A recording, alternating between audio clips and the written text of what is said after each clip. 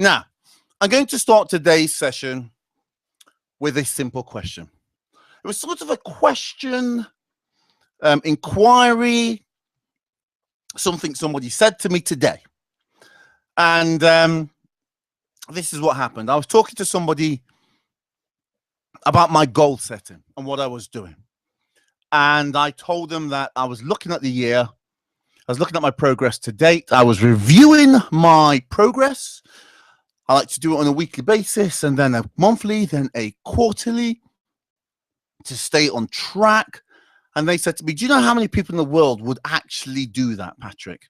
That sounds insane. And I said, well, if you had a business, if you have a business and you're running a business, then you're going to be doing this in your business. The manager is responsible for reviewing your progress on a regular basis, and the head team want to know how things are going on a monthly basis at a minimum.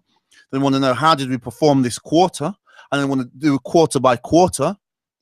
And you get those quarterly earnings in businesses. And you want to know, how did we do for the year? So 1%, because it's only 1% of people that achieve financial success. Only 1% of people have a phenomenal body. Only 1% of people have a fantastic relationship. Only 1% of people have a tremendous mind powers. 1% of people have a phenomenal career or have a fulfilling business, a successful business. Only 1% of people have or influencing millions of people in the world. Only 1% of people are developing themselves to their maximum, trying to actualize their potential. So 1%. And he said, but that's crazy. Do you need to review yourself, Patrick, that much? And I said, what, me or somebody in general? And he said, generally. And I thought about it, and I says, well, here's how I will explain something to you. I said, there's a book by a guy called Tim Ferriss. Tim Ferriss wrote a book called The 4-Hour Work Week. Now, I don't believe Tim Ferriss is working only 4 hours. But it's a good book, and I got some great information out of it. And he wrote this book called The 4-Hour Body. And what was interesting about this book was he said something in it. And what he said was that unless somebody, one of the key things that enables somebody to lose weight was not the diet, not the exercise, it was recording their progress on a regular basis. And that simple act of recording your progress of what you ate, how much you weigh, what you gained, and where you lost on a week-by-week basis enabled the people to transform their body. Now, I know this for a fact because I go to a bodybuilding type gym. Having done bodybuilding, not to the desire, to the extent that some of my friends have and do and are, where they want to compete. I just like the muscle growth component of it. But I have friends who compete. Now, one of these is a good friend of mine. He used to play cricket at an international, used to play for England at the international level. So he's an international sports star, right? So he would be in the 1% of people in performing sports. Now, this is what he looked like. There's me on the right, and there's him on the left. That's us in Ibiza. And that's what he looked like. And he thought he looked good, right? This is an international professional sportsman. Now, here's the deal. He then decides, because one of his highest values is competing in sports. He has to compete in sports. Now, he was doing his gym and workout, but that's all he looked like. Then one day he decides, I'm going to compete. I'm going to compete in bodybuilding competitions because his friend was doing it. And he thought, I'm going to do this. I'm going to do this. I'm going to compete. And one of the things that he did on a regular basis was he knew exactly what he ate, when he ate it. You could ask him, he could look back. He knew exactly what he ate, exactly when to eat, how much cardio, and he would measure it. And you ask him at any point in time how much he weighs. He would know exactly on that day. because he was measuring his progress. And if something didn't work, he would alter something in his diet that week in order to know he was on target for his competition. If he wasn't on target, he knew instantly. He got the feedback that something about my diet this week is taking me off course. He knew instantly whether he was not doing sufficient cardio, whether he was eating too many carbohydrates, whether he was having too much fat, too much protein. Does that make sense? Whether he was doing too much weight training and was building up cortisol in his body and burning muscle and gaining fat as a result. He had instant feedback. If he didn't measure that on a weekly basis, come the 12 weeks, he'd have gone, oh, how come I didn't do it? So he told me about this, so I started doing this with him, but not to the same degree that he did. So I grew and he grew, but he grew into a much bigger person. Now, my arms are massive there, right? But that's him on the right-hand side. Competing. Now he's like number 4 in England at his level of what he does. Transformed himself from that guy there to that dude there. That's a massive transformation because he set a goal that was aligned with his values and he consistently measured his progress every single week. So when somebody asked me, didn't you set a goal at the beginning of the year? Why are you setting them again? I'm not setting goals again. I'm measuring, I'm monitoring, I'm making sure I'm on track.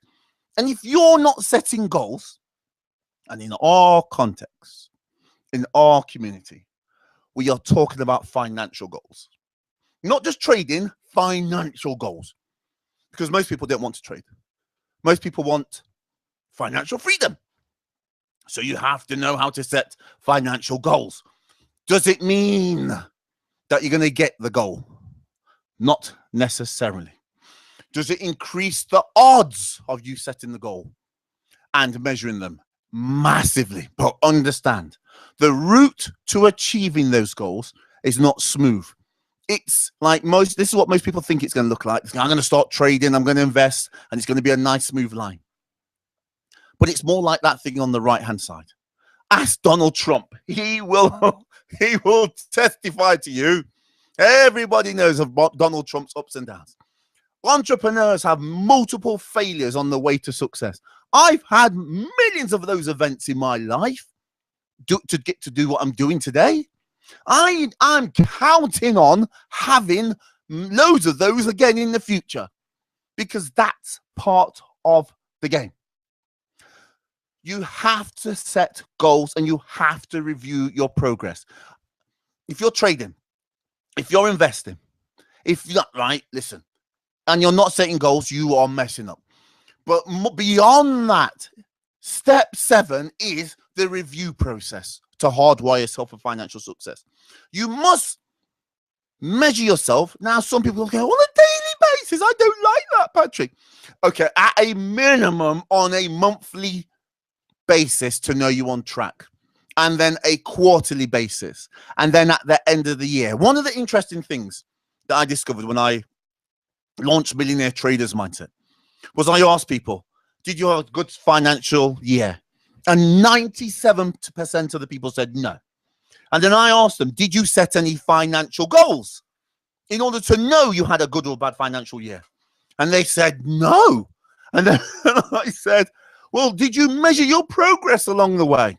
And 97% of them said no. But yet to them, they had a bad financial year. What were they hoping for? Okay, listen. Financial success, to hardwire yourself for financial success, 13 things. 11 is gold. But understand this, right? It is now October. It is now the last quarter of the year. I saw somebody say this yesterday in the video and I thought, oh, you know what? You're right. And they pointed something out and they said, look, do you know what? If your goal was to reduce your debt by 40,000 this year, you should have reduced it by 30,000 so far.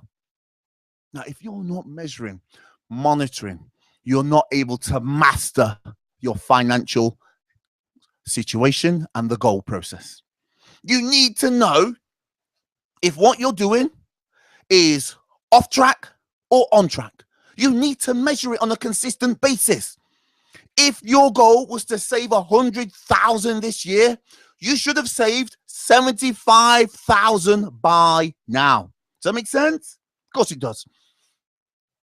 That's where you should be. Now, I'm aware of the fact also it's not always a linear process, because you could be doing lots of things that build up to that final month that you press the button and sales come in, or a massive job promotion. You put in place the things, but you're 75% of the way to achieving that target. It could happen on the last day, but you're 75% of the way to making that thing happen on the ultimate last day of the year. Does that make sense? Now, if your goal was to buy 4 passive income investments this year, you should have 3 of them by now. You should have 3 of them by now, if that's what your goal is. So I'm going to say this to you. If you're not writing annual goals and you're not doing the review process daily, monthly, quarterly, and yearly, then you are hoping for financial success. What rhymes with hope? Dope. David Elliott once said that to me. Hope rhymes with dope. So listen, here is the simple solution. Ensure, 1, remember my friend, he was aligned for sports. He was a professional sportsman. He was going to the gym, but it wasn't just sports for him. It was competitive sports. As soon as he entered a competitive sporting environment, it unleashed, it transformed what he did and what he looked like. So he was psychologically aligned. Now I ask him, I say to him, how do you eat like that? How do you get yourself to eat all those meals and not eat those things? And to him, he thinks it's easy. Of course he does, because it's aligned. He's aligned with it. His values, his beliefs, everything, what he thinks is possible, what he thinks is capable, he's aligned for that. You have to be aligned for financial success. Once you are, and part of it is setting financial goals. You got to learn how to set financial goals. Then start reviewing your progress at a minimum on a monthly, quarterly, yearly basis. Remember this one thing, that you on your way to achieving financial success is not going to be a straight line. It is going to take you up, down, left, right. You're going to be on track, off track. Just remember this. When the airplane sets off to get to its destination, it is off course 75% of the time. What enables it to get to its destination? It is knowing what the destination is. If you don't have a destination, you're going to take off and go on achieve financial success. And where are you going to end up? You haven't got a destination in your mind. You need the goals. Napoleon Hill called it a chief aim in life, right? You need a chief aim in life. You need a mission. You need something that you're constantly focused on, so that when you will be off course, I'm telling you right now, you will have some ups and downs. Some crap will happen that will take you off track, but it's all part of the game. If it happens to you, understand this. If it happens and you run off, you were never aligned for it. If it happens and you go, I'm going to master this thing, I'm going to master this financial thing, I'm going to master and win this game, this game's not going to beat me, I'm going to beat the game, then you know you're partially aligned for financial success. Then once you're doing that, at step 7, in order to hardwire yourself for financial success, step 7 is review what you're doing on a daily process. Every night review. You could ask yourself, there's a series of questions that I recommend you ask, but you could come up with your own questions if you so desire. There's a process. Review what happened today. Review what happened at the end of the month. Review what happened on a quarterly basis, and review the year, so that you get better and better and better at achieving financial success. Till the next time. Hi, it's Patrick Stockhausen here. Did you enjoy this episode? Good. Because if you did, there's two things that you can do right now to continue your journey. The first thing is you can subscribe right here, right now to my channel on YouTube, and I'll keep sending you on a regular basis, on a weekly basis in fact, information, powerful information to transform your trading behaviors and transform your wealth and trading mindset.